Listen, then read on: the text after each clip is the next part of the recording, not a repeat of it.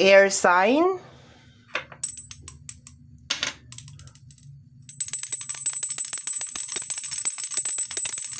Gemini, Libra, and Aquarius.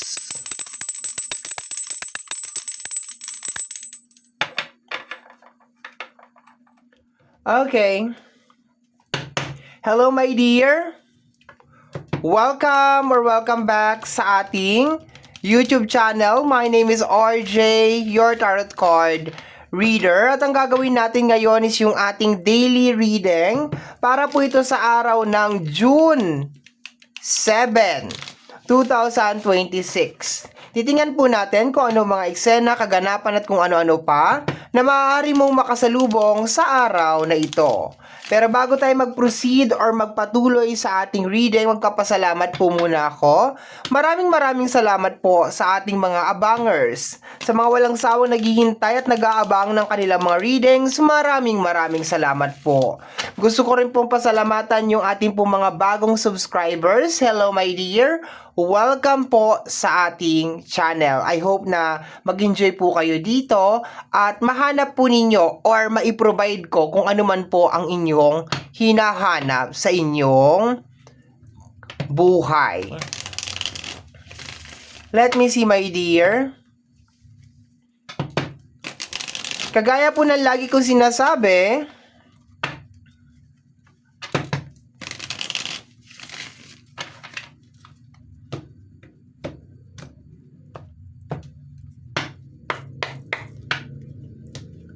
ang tanging hiling at dasal ko lamang po sa ating buong may kapal na ang mga readings na ginagawa ko ay nakakatulong po sa ating lahat.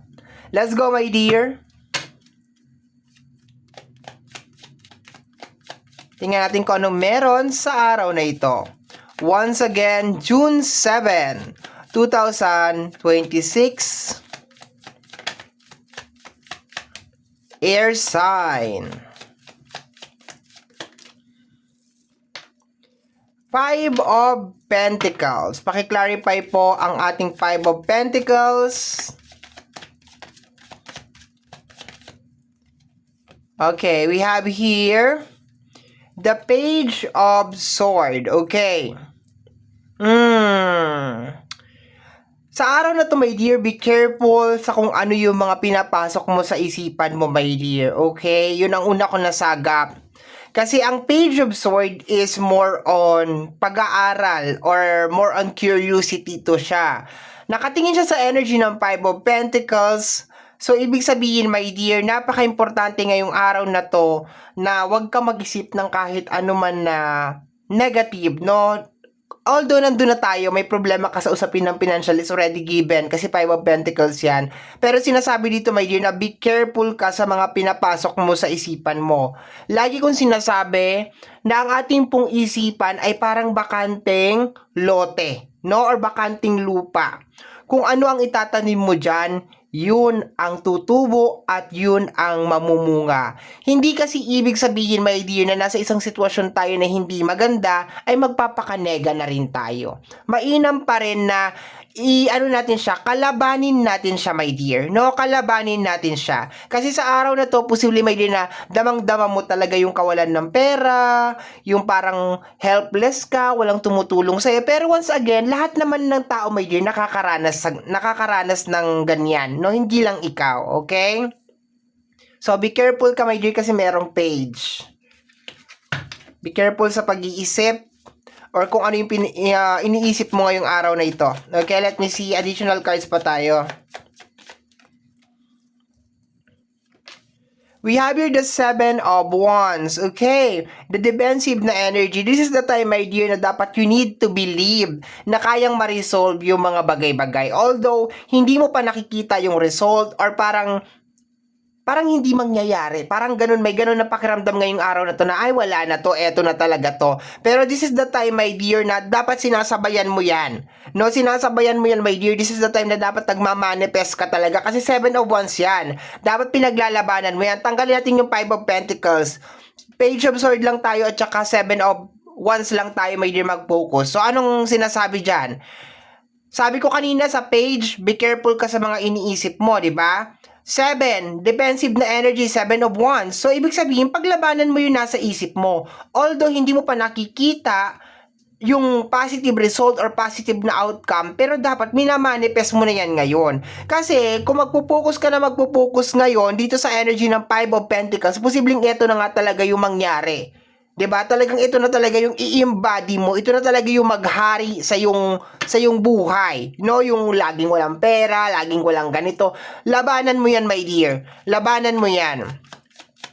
Paki-clarify po ang 7 of Wands. Okay, the 10 of Pentacles. Ngayon yung napakaganda ng araw na to, my dear, para mangarap ka. Tingnan mo, 5 at saka 10 of Pentacles nandito. No, mangarap ka ngayong araw na to, my dear, kahit hindi mo pa nakikita yung possible na outcome, okay, kahit nasabihin mo na napakaraming problema or pagtingin mo sa wallet mo walang kalaman-laman o yung bulsa mo walang kalaman-laman, this is the time, my dear, na maging positibo ka. This is the time na lumaban ka talaga and sabihin mo talaga sa puso mo at saka sa isip mo sa sarili mo na naniniwala ka na isang araw gigising ka, iba na yung takbo ng buhay mo. Ganon. Ganyan ang strategy dyan. Kasi the more mong nanamnamin, my dear, yung nangyayari na negatibo sa buhay mo ngayon, the more yan lalala. Mag-worsen yan. That is the secret of manifestation. Okay? Hindi ka magmamanifest, my dear, pag meron ng magandang nangyayari. Magmamanifest ka, my dear, habang hindi maganda yung nangyayari. Yan ang pinaka-secret ng manifestation. Hindi during the peak time ka nagmamanifest. During the worst time ka nagmamanifest. Okay? Kung sa relationship naman to, my dear, okay, there's a tendency na may nangyayaring something sa loob ng relationship, may kinalaman sa usapin ng pinansyal. Pero kagaya ng sinabi ko kanina, kailangan maniwala ka, my dear, na ma-overcome ninyong dalawa ito. No? Hayaan mo lang yung partner mo na yun lang ang maniwala na ma-overcome ninyong dalawa to? Siyempre, relationship kayong dalawa, partner nga eh. 'Di ba? Dapat may parehas kayong vibration, energy, ganon. No, kung si partner lang ang maniniwala, tapos ikaw magpapakanega, may malaking posibilidad, my dear, na hilahin mo si partner. Okay. Kung wala ka namang partner, di ba, yung sinabi ko kanina. 'Di ba? You need to program your mind. Let me see, my dear. Ano ito? We have here the 6 of Swords. Slowly but surely. Diba? Slowly but surely. Sword to. Dalawang sword mo, my dear, oh. Nakita mo kung paano yung kanilang combination, oh. Be careful what you think and mabagal na usad sa energy ng 6 of Swords. Okay? Sabi pa nga nila, diba yung matalino man ang matching, naiisahan din. Hindi yung karera ng pagong at saka ng matching, 'di ba? Ang bilis-bilis ng matching, nandun na kaagad siya, ang bilis niya. Tinamad siya, napagod siya, natulog siya ngayon sa ilalim ng puno. Ay, wala na. Dahil ang pagong, dire-diretso lang siya kahit mabagal siya, consistent siya, my dear, nauna siya sa finish line. Nagulat ngayon yung matching. 'Di ba? Nagulat siya. Nasaan na si pagong? Wala na, nandun na siya sa finish line. 'Di ba? Slowly but steady. Okay, makakarating din, my dear. This is the time, my dear, na maniwala ka maski wala pa. Maski wala pa yung result, maniwala ka, my dear. Maski wala pa siya. Dalawang card to, my dear. Wait lang. Pagsasamahin ko na yon. Last card na natin yon. Maniwala ka. You need to believe. Diba? The 6 of Pentacles. Magiging maayos. Angel number 66, my dear. Maayos din ang lahat. Okay? Maayos din ang lahat. Okay? Mababalance din ang lahat. Maayos din ang usapin ng pinansyal. Magiging okay din lahat, my dear. Okay, you need to believe. This is the day, my dear, that you need to believe on. Got to believe in magic. Tell me how do people find each other when the world Okay, my dear. We have here the 4 of Swords. Relax. Meditate ka today. Meditate. Mag-meditate ka, bakla. Pray. Ask for guidance. No? Hindi ka pwede Gagamitin mo to? Kaawaan niyo po ako. Tulungan niyo ako. Kasi hirap na hirap. Wala maawa sa'yo, girl. No, you need to help yourself. Okay, we have here the Five of Swords. Okay, and the Wheel of Fortune. Okay, the Wheel of the Wind. Ang ganda nito, my dear. Trust the process, my dear. Trust the process, okay? Ang buhay natin, kaya nandito tong 4 elements na to itong mga peak sign. Ang mga peak sign natin para sa hindi nakakaalam, para sa air sign si Aquarius. Aquarius, peak sign ka ha. Kaya wag ka magtaka kung hinahagupit ka ng mga problema dahil peak sign ka. Scorpio para sa water sign, sa earth sign si Taurus, sa fire sign si Leo.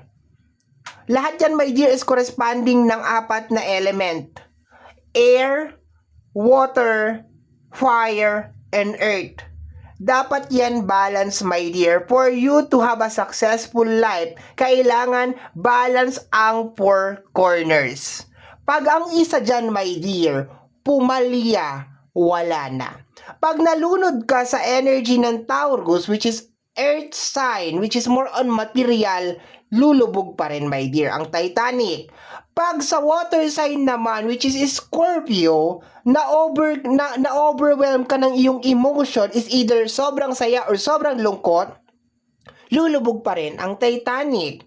Pagdating naman sa fire sign, Leo, no? Pag naging aggressive ka sa mga bagay na ginagawa mo kasi fire sign is connected sa energy ng action, or tinamad ka din or wala kang gagawin, lulubog pa rin ang Titanic. At kung sa air sign naman, pag nag-overthink ka, yan ang madalas sa problema ninyo, air sign, which is connected kayo sa mind, pag nasobrahan ng isip, lulubog ang Titanic. Pag wala namang isip, lulubog pa rin ang Titanic, my dear. Kaya napaka-importante na balance ang 4 side, okay? 4 sides ng ating buhay. But today, my dear, today is the day. Wow! Water sign! Cups! Tanggalin mo yung mga negative sa yung emotion, my dear. Kasi eventually, mag-uumpisa yan sa emotion, aakyat yan sa isipan mo, and then eventually, 'di ba? Magmamanifest yan dun sa taas. Dapat nagmamanifest tayo na maganda para sa buhay natin. Kahit gaano kahirap ang nangyayari, maski hindi natin naiintindihan kung bakit nangyayari ang mga bagay na yan, air sign, we need to believe. Got to believe in magic. I'm not in the each other. Okay, air sign. Yan na nasa...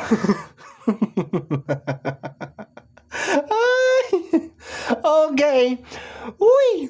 Yan ang nasagap natin na message energy para sa araw na ito, June 7, 2026. Okay? Kagaya po na nasabi ko sa bandang unahan ng ating video, ang tanging hiling at dasal ko lamang po sa ating buong may kapal na ang mga readings na ginagawa ko ay nakakatulong po sa ating lahat.